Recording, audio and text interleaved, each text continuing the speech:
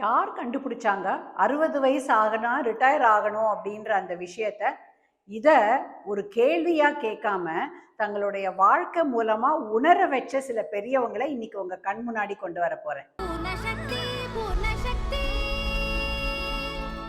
பூர்ண சக்தி, a gateway to graceful aging. I will learn, live and contribute till my last day அப்படின்ற அந்த ஒரு ஸ்பிரிட்டோட ஒரு பிரம்மாண்ட வாழ்க்கை வாழ்ந்தவங்க நிறைய பேர் இருந்திருக்காங்க, இன்னமும் இருக்காங்க. இதோ உங்க கண் முன்னாடி சில legendary examples. Doctor MS. Swaminathan, the father of green revolution. 90 வயசுக்கு அப்புறமும் வேளாண்மை ஆராய்ச்சி, எழுத்து, இளம் விஞ்ஞானிகளுக்கு மென்டர் அப்படின்னு நிறைய தொப்பிகள் போட்டுட்டு இருந்தார். சஸ்டெயினபிள் ஃபார்மிங், ஃபுட் செக்யூரிட்டி விஷயங்களில் கடைசி நாட்கள் வர தொண்டு செஞ்சுருக்காரு.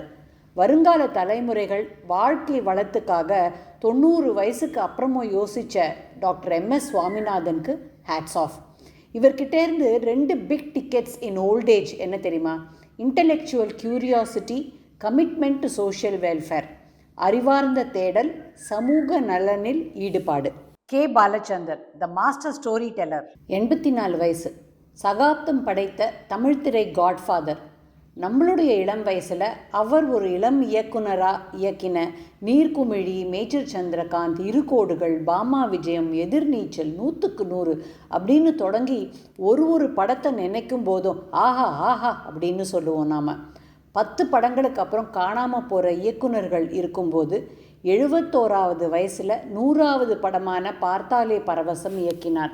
இறந்த வருடம் அவர் நடித்த கடைசி படம் உத்தம வில்லன், 84 வயசில்.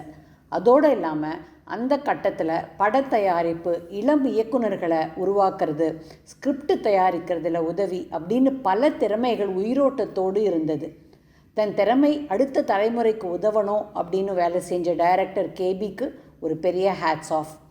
இவர்கிட்டேருந்து இருக்கிற 2 big tickets in old age என்ன தெரியுமா? Passion for story telling and creativity, கதை சொல்லும் ஆர்வம் மற்றும் படைப்பாற்றல். சோ ராமசுவாமி, த ஃபியர்லெஸ் திங்கர். 82 வயசு. இவரை நினச்சிக்கிட்டோன்னா கம்பீரம், நகைச்சுவை, புத்தி கூர்மை, மனோதைரியம், கொள்கைவாதி அப்படின்னு பல குணாதிசயங்கள் அப்படியே அதிசயிக்க வைக்கும். அவர் வாழ்ந்த 82 வயசு வரைக்கும் பத்திரிகையாளர், நாடக ஆசிரியர், நடிகர், அரசியல் வர்ணனையாளர் அப்படின்னு பல முகங்கள் ஜொலிச்சது. கடைசியில் படுத்த படுக்கையாக இருந்தபோது கூட மருத்துவமனையில் இருந்தபடியே துக்ளக் பத்திரிகைக்கு எழுதினார். வருங்கால பத்திரிகையாளர்களுக்கு ரோல் மாடலாக வாழ்ந்த திரு சோக்கு ஹேட்ஸ் ஆஃப். இவர்கிட்ட என்ன big tickets for old age?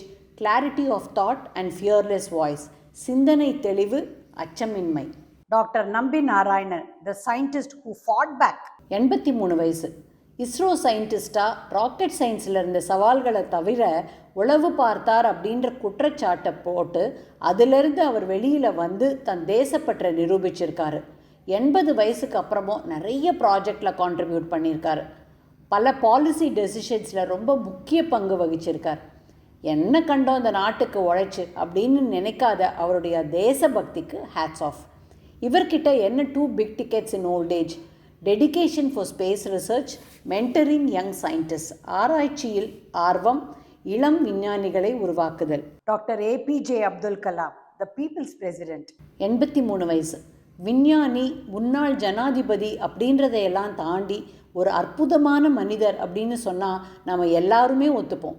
80 வயசுக்கு அப்புறமும் 4 மணிக்கு எழுந்து தியானம், செய்தித்தாள் படிக்கிறது, ஆன்மீக புத்தகங்கள், ஜனாதிபதி கடமைகள், மென்டரிங், ராஷ்டிரபதி பவனில் வாக்கு, இயற்கையை ரசிக்க நேரம், உலக பயணம் அப்படின்னு ரொம்ப ஒரு ஆக்டிவ் லைஃப் வாழ்ந்திருக்காரு.